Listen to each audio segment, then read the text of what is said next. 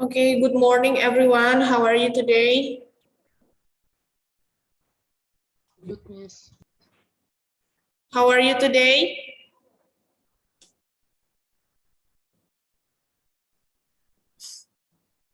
I cannot hear you. Fine, miss. Good. Okay, yeah, I hope everyone is doing well. All right, students, please tell your friends to join this meeting right now because we're about to start and it's still 24 here, 24 of you here while it should be 27, right? Or 27 or 28? 27 or 28? And I changed my account. I got a new account, so the link, obviously the link is different now.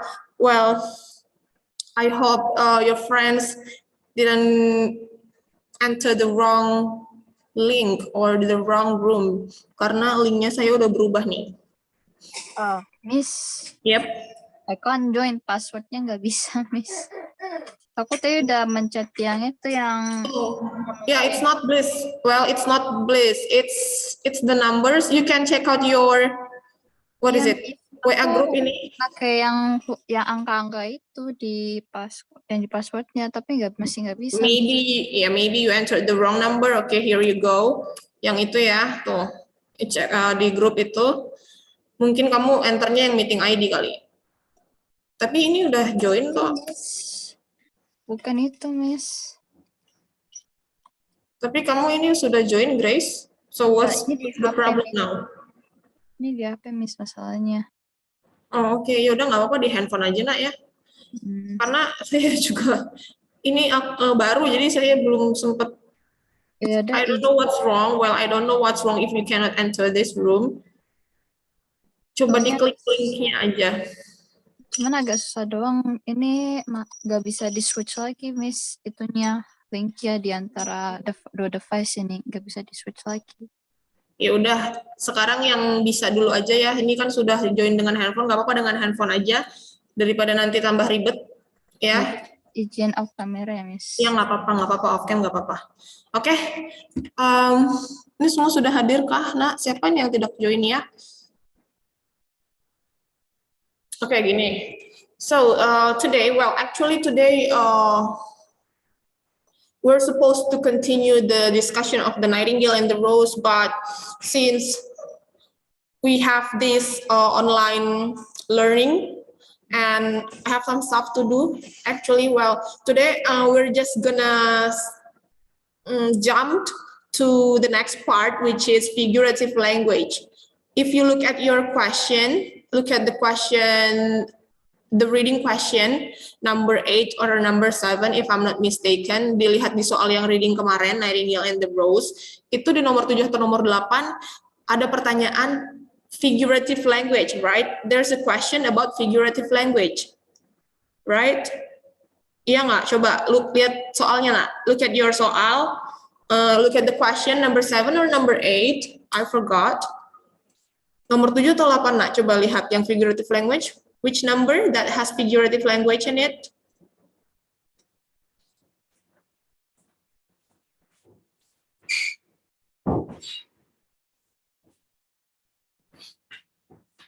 Lina, is it number 7 or number 8?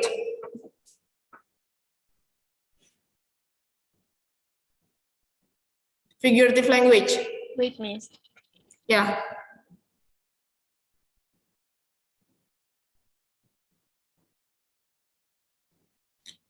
Helen, sudah ketemu, nak, soalnya? Wait, miss, I lost my paper. I forget. Iya.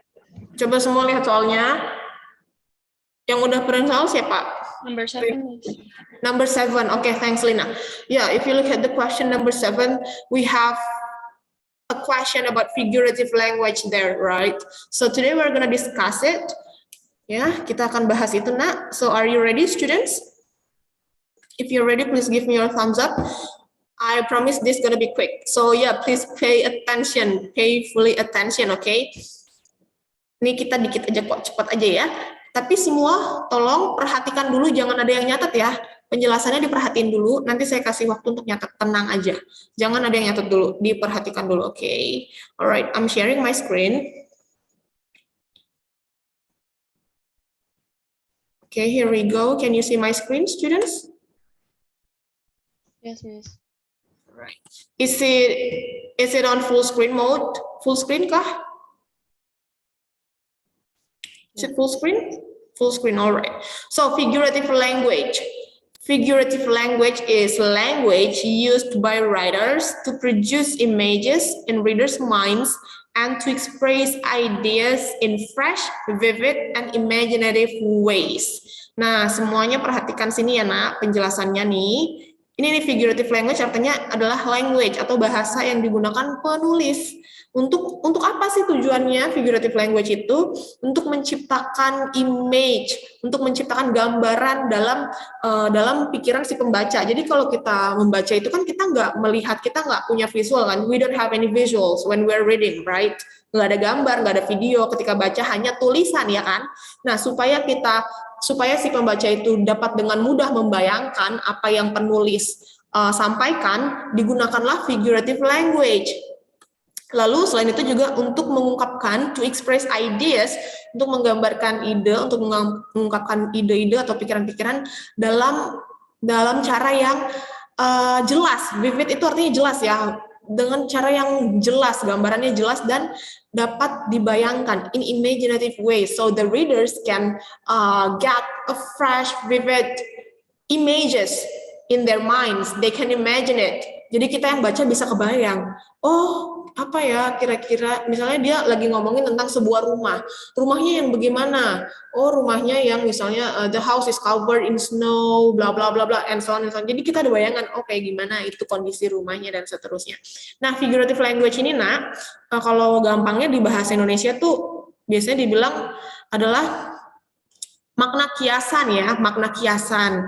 Kan ada dua ya, dalam bahasa tuh biasanya makna ada dua ya, ada makna kiasan, ada makna sebenarnya. Nah, yang makna kiasan ini figurative language atau ungkapan ya, ungkapan yang memiliki makna kiasan. Kalau nanti yang makna sebenarnya kan nanti literal ya, namanya itu literal, literal itu makna sebenarnya atau secara harfiah. When we are talking about figurative language, then it is not literal meaning, it is not in literal meaning, but it is figuratively meaning that ini ungkapan gitu, intinya itu. Sampai sini paham? Okay, yeah, I hope it's clear. Well, let's just go to the example, to the types of figurative language, biar langsung paham ya, biar langsung kelihatan jelas. Nah, ada banyak sebenarnya. Actually, we have so many figurative languages. Figurative language, we have so many types of it, but here we only focus on 4. Kita fokusnya ke 4 tipe ini aja ya. The first one we have here is, what's this? A metaphor. Metaphor, what is metaphor? Nah, metaphor ini ya, Nak ya. Sebentar, saya mau kasih. Nah, ini metaphor. Metaphor itu apa? Please read the definition. Christian. A direct comparison of two different things. Oke, thanks. Ya, metaphor itu a direct comparison of two different things. Oke, look at here. Comparison. Comparison artinya apa, Nak? Perbandingan ya. Betul, perbandingan. Jadi di metafor ini kita tujuannya untuk ngebandingin. Ini tapi ada kata direct, berarti langsung, secara langsung, membandingkan secara langsung dua hal yang berbeda, two different things. Langsung aja kita lihat contohnya biar gampang. Look at sentence number 1. Please read Brian.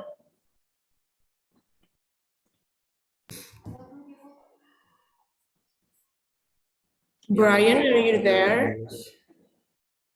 Yang kedua ini kan. Yeah, this one. Even diamonds are jealous of your beauty. Our Okay. life are gapes better and sweet. My binder is an overflowing sea of papers. You are what? Permisi ini pecah-pecah. Oh ya, nggak apa-apa. You are what you eat. You are what you eat. Nobody invites Edward to parties because he's a wet blanket. Oke, thanks Brian. Ya, ini contoh dari metafor ya nak ya. If you look at this sentence, kita ambil contoh misalnya sentence number 2 here. Nih yang ini ya, sebentar coba saya garisin yang ini. Our lives are grapes, bitter and sweet. Sekarang, my question is, what are being compared here? What are two things that being compared here in this sentence? Apa dua hal yang dibandingin di sini? Apa dan apa nak? Look at this sentence. Our lives are grapes, bitter and sweet.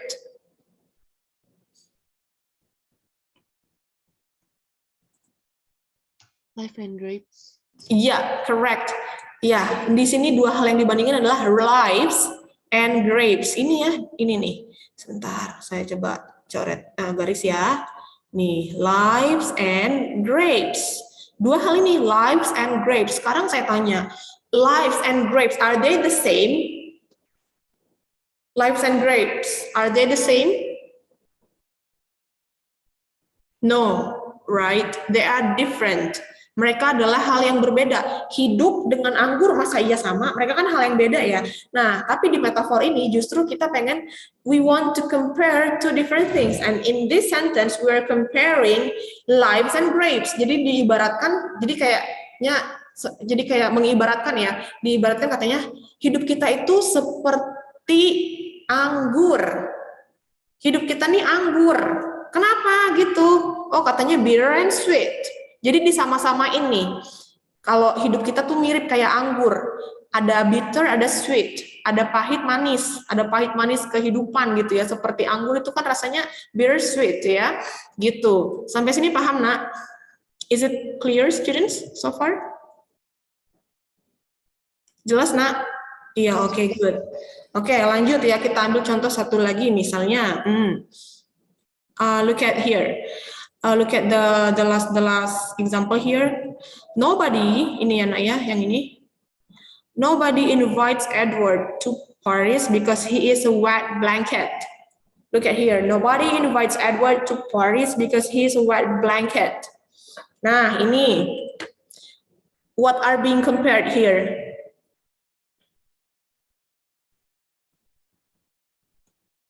What are being compared here, students? Coba saya tanya dulu kepada Tenesa. Tenesa, what are being compared here? Edward nih. Edward and, ada dua ya, ingat ya selalu ada dua nih. Edward and, betul Edward and Wet blanket. very good, exactly. So here we are comparing Edward and wet blanket. Edward is a human, right? Wet blanket, it's a thing. Are they the same or different? Edward and wet blanket.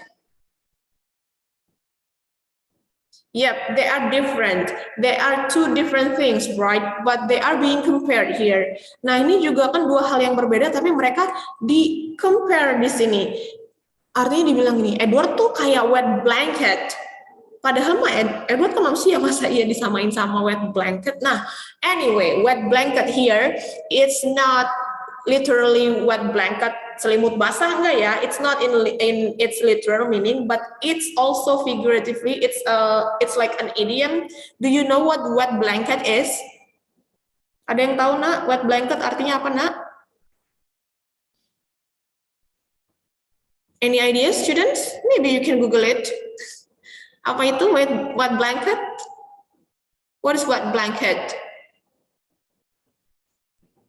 A person who spoils other people for fun. Yes, correct.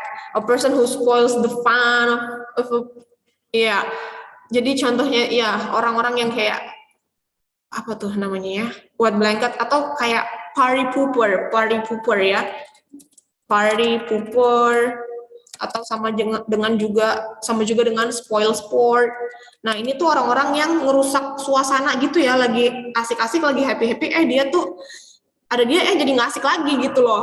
Kayak gitu. Kadang-kadang kan ada orang yang kayak mungkin nggak disengaja tapi jadi kayak gitu deh, jadi nggak asik lagi suasananya.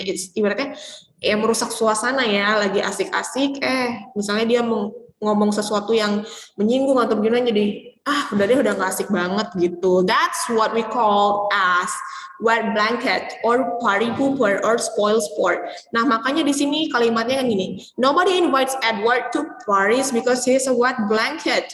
Nggak ada yang mau ngundang Edward, nggak ada yang mau ajak Edward ke party karena dia itu party pooper, karena dia itu nggak asik, ngerusak suasana, ntar malah pestanya jadi nggak asik. Oke, sampai sini paham, Nak? If it's clear, give me your thumbs up. Kalau ada yang mau nanya, langsung aja ya. You can interrupt me if you wanna ask questions. Or if it's not clear, then yeah. I'm sorry. Okay, next figurative language we have here is simile. Di sini kita punya simile berikutnya ya. Okay, here we have simile. Well, simile, what's the definition here? Please read crystalline.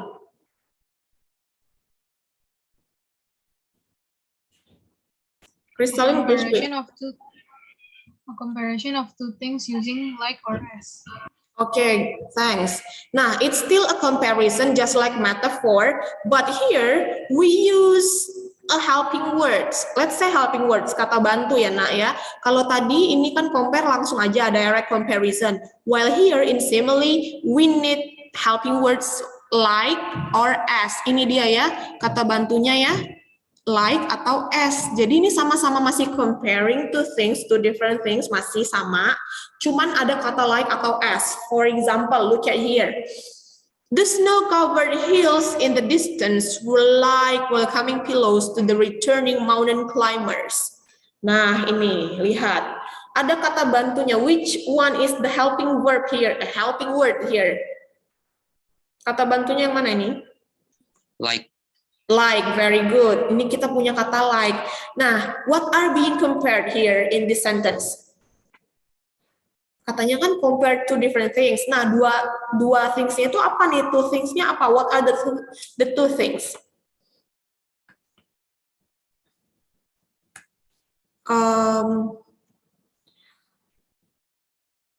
Lina, Yoselina, what are the two things, Nak?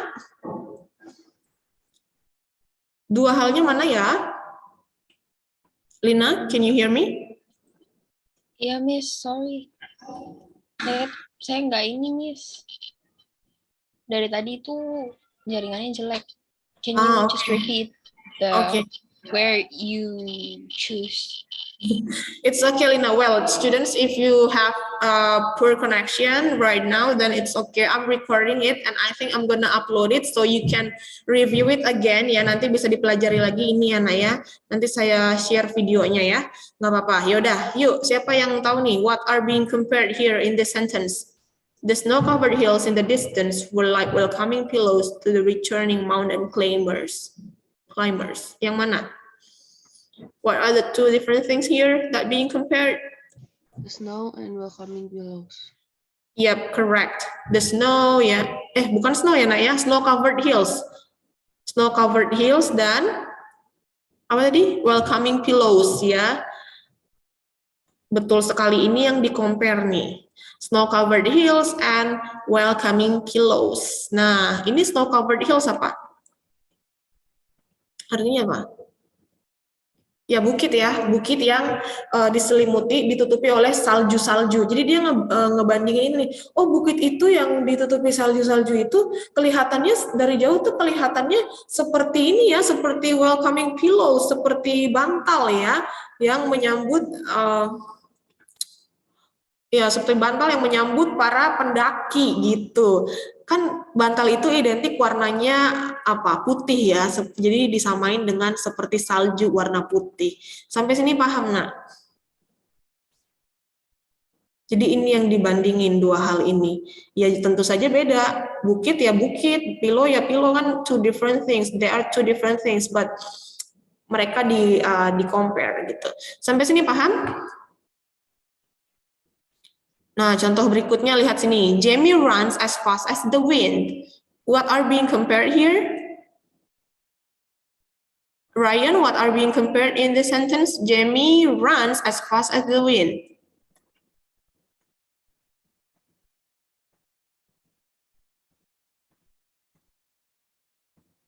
Ryan, can you hear me?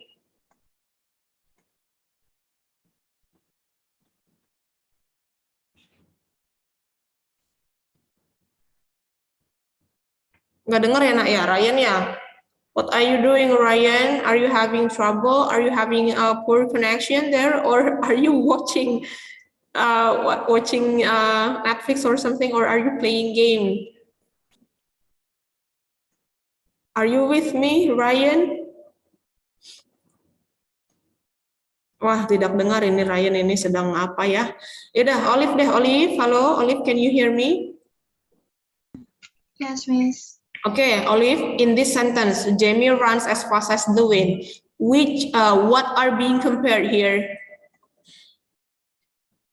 Jamie runs and fast as the wind.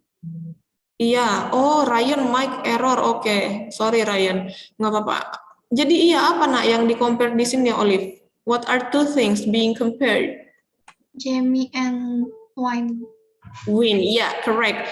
Yang di compare di sini Jamie and the wind ya.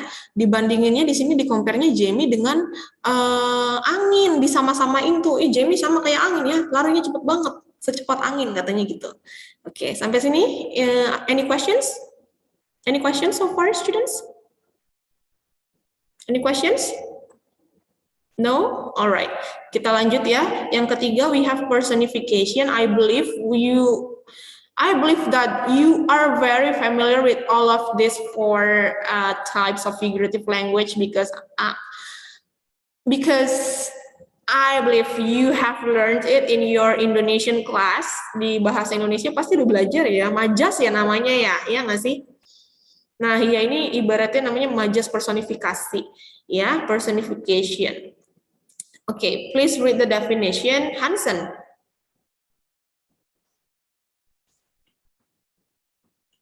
Type of figurative language in which a non-human subject is given human characteristic. Okay, thank you, Hansen. Nah, lihat di sini, ini adalah dibilang in which a non-human subject is given human characteristics. Nah, non-human subjects berarti dia adalah benda ya, benda yang bukan manusia, non-human. Benda lah ya, apapun bukan manusia gitu ya. Tapi dia diberikan a human characteristic, diberikan karakteristik seperti manusia. Contohnya langsung aja ke contoh nih. Ini ada banyak contohnya tapi kita lihat aja yang just look at the first sentence here. The rose stretched her arms out and yawned after a long winter's nap. After a long winter's nap. Look at here. Which one is the non-human subject here? Non-human subjeknya mana? Yang bendanya mana? Yang bukan orangnya mana? Rose. The rose, exactly. Ini bendanya nih. And what are the human characteristics given? Mana yang karakter humannya mana? Karakter manusianya mana?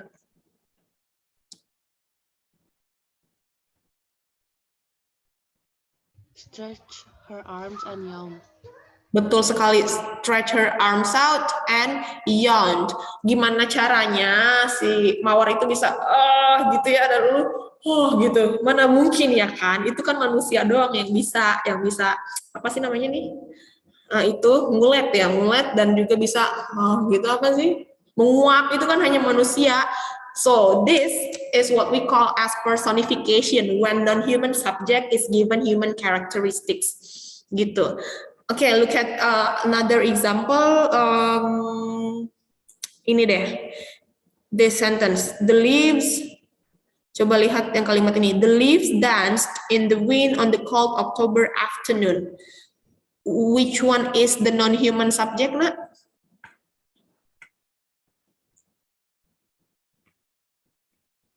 Iya, betul. The leaves ya. Sementara yang human characteristic-nya adalah Dance. dance, correct. Gitu. Easy, right? Gampang ya, gitu ya. Any questions so far? No? Alright. Next, we have this last figurative language. Ya, yaitu kita punya hyperbole. Okay, students, most of us pronounce this word wrong. Yeah, it's a common mistake. Most of us pronounce it hyperbole, but actually it's hyperbole. You can check it out later on your online dictionary, on Cambridge or on Oxford, or you can just, or maybe you can just Google it, but the credible source is itu yang saya sebut tadi ya, cek nanti di kamus Cambridge kayak Oxford kayak atau Longman Dictionary atau apapun, pokoknya kamus yang kredibel ya. Nah, kamu cek nanti pronunciation-nya ini adalah hyperbole, oke? Jadi it's not hyperbole, but it's hyperbole. Okay, all of you, let's say it together. You can turn on your mic, hyperbole. Hyperbole. Okay, thank you, Helen. What about others? Ayo yang lain. 1, 2, 3, hyperbole.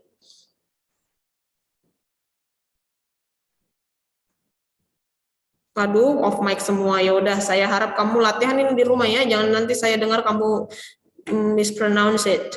Karena kita udah belajar nih.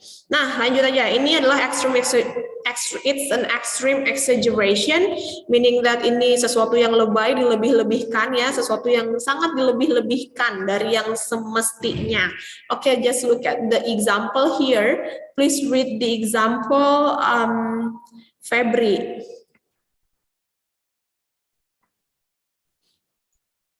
The last language from the beginning of the end of. Okay, thanks, Febri. The lunch language from the beginning to the end of the Great Wall of China. Iya, thank you, Febri. Kayaknya sinyalnya Febri kurang bagus. Oh, sinyal saya atau sinyal Febri nih yang kurang bagus. Ya udah nggak apa-apa. Oke, Nak, ini. Waduh, kayaknya sinyal saya nih. Ya udah nggak apa-apa. Oke, Nak, ini Nak. Nah, ini adalah hyperbole atau hiperbola ya, udah tahu ya yang mana lebay. Seperti ini contohnya kan sangat lebay ya, dibilang the lunch line reach from the beginning to the end of the Great Wall of China. Can you imagine how long is that, the Great Wall of China? And dia mengatakan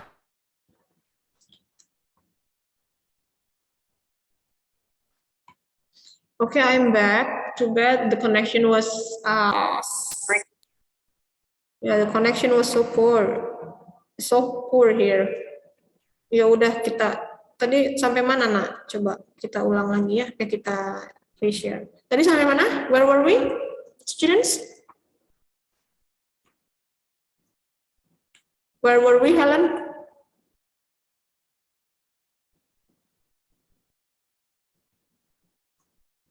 Hello, test. Can you hear me, Nak?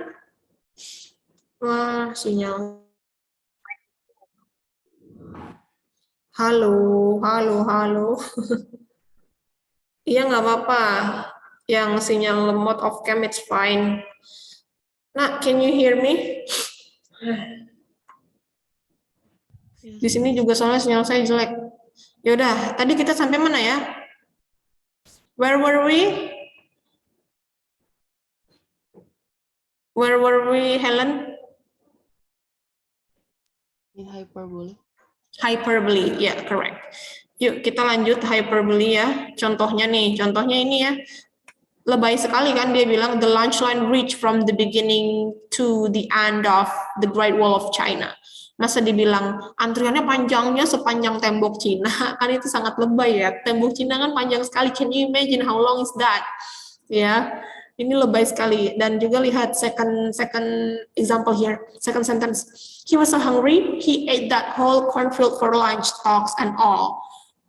Masa dibilang dia lapar banget, saking laparnya dia makan semua satu ladang jagung. Ya kan itu sangat lebay, nggak mungkin dong. It's impossible for a man to eat the whole cornfield. Ya, inilah namanya disebut hyperbole. All right, so far, do you have any questions, students? Any questions? Any questions? Do you have any questions, Nak? Halo, Nak. Ada pertanyaan nggak? No, Miss. Oke, ya, thank you for responding. Oke, kalau nggak ada, kita tes dulu ya, satu aja deh, satu soal dulu nih. Saya mau tes. Kamu udah paham belum? Is it metaphor, simile, personification, or hyperbole? Oke. Look at question number 6. Number 6 here. Number 6 di sini ya. Number 6. Henry jumped like a kangaroo. Is it, what figurative language is it? Is it simile, metaphor, personification, or hyperbole? Henry jumped like a kangaroo. Ini apa, Nak? Yes? Metaphor. Metaphor? Is it metaphor? Agree, students? It's metaphor? Ayo. Ada kata like di sini loh. Kalau yang ada kata like-nya, ada like atau s, berarti dia adalah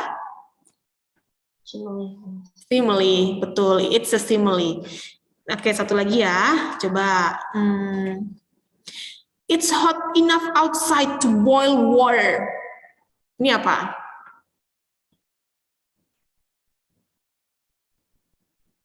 Gampang banget. Hyperbole, correct.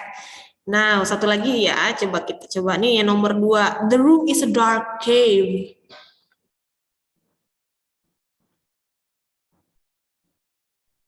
Nah, ini direct comparison nih. Kalau direct comparison namanya adalah Metaphor. metaphor. Good. Oke. Ya, udah itu aja. Nah, sekarang Nak, kita lanjut, yaitu kalian boleh mencatat. Catat dulu ini ya. Catat dulu ini. Kemudian nanti setelah selesai mencatat ini, kamu lanjut mengerjakan soal latihan, tapi soal latihannya nanti saya buat di Google Form aja supaya gampang, supaya nggak usah nulis-nulis lagi kamu ya, supaya cepat di Google Form aja. Yang dicatat ini aja ya Nak, silakan boleh di screenshot untuk dicatat biar gampang. Dan juga ini, pengertian ini, definisi ini. Pertama tulis dulu definisinya, ini udah screenshot. Ya udah sekalian deh saya screenshotin nih. Lalu berikutnya adalah ini. Tapi kalau saya screenshot saya harus kirim dulu dong di ini. Bentar Nak, sekalian deh saya screenshot untuk report. Ini ya penjelasannya, dicatat figurative language, and then ini Nak ya. Contoh-contohnya, tipe dan contohnya. Silakan kalian catat ya Nak. Setelah itu nanti kerjakan soal latihannya di Google Form, adanya di Google Classroom, dan hari ini dikumpulin ya, langsung dikumpulkan. Yang tidak ngumpul nanti berarti dianggap tidak hadir gitu ya. So far, do you have any questions? Yang dikumpulin yang Google Form-nya aja ya, catatannya nanti saya ceknya minggu depan aja di sekolah. Gak usah di foto yang catatan. Any questions, Nak, so far? No, Miss. No? Okay, then if no, I think I'm gonna let you work on your own. Yeah, I think that's it for our Zoom meeting today. You can continue working on your own, ya. Di waktu yang ada ini 45 menit lagi kurang lebih, dan itu cukup. Selamat bekerja anak-anak, happy working, and if you have any questions, just chat me on our WhatsApp group. Thank you all, see you next week. Bye. Terima kasih, Miss. Thank you, Miss. Bye-bye. Thank you, Miss. Bye.